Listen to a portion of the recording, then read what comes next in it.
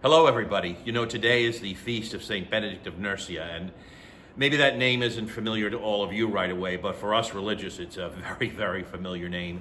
He is, after all, the father of monasticism and the father of the religious life that you see the Marianists and so many other religious orders living today. Why is he famous? Because he created a rule way back in the 6th century, imagine that.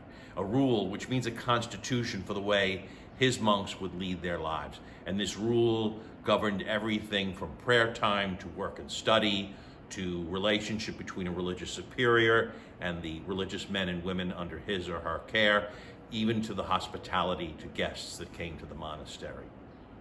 But there's one aspect in particular, one facet in particular of St. Benedict's rule that I'd really like to focus in on today, and it's the very first line. And in that line, St. Benedict opens his famous rule of life with these words: listen and attend with the ear of your heart. What wonderful words.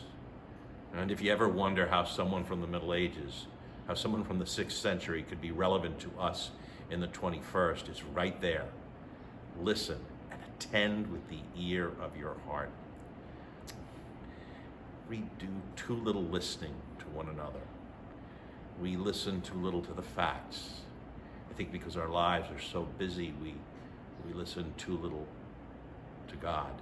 But imagine what a change it would make if we listened with the ear of our hearts. If we really listened to one another, not to find fault with one another, not to formulate rebuttals in a debate, not to tear people down, but listened in a compassionate way. Listen with the ear of our hearts. After all, that's the way God listens to us. Yes, God listens to us. He hears us. He's constantly listening to us with the ear of his heart.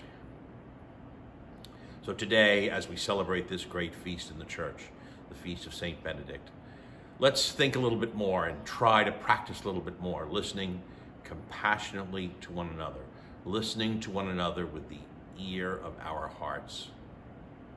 Thanks for listening, pun intended, and have a great day.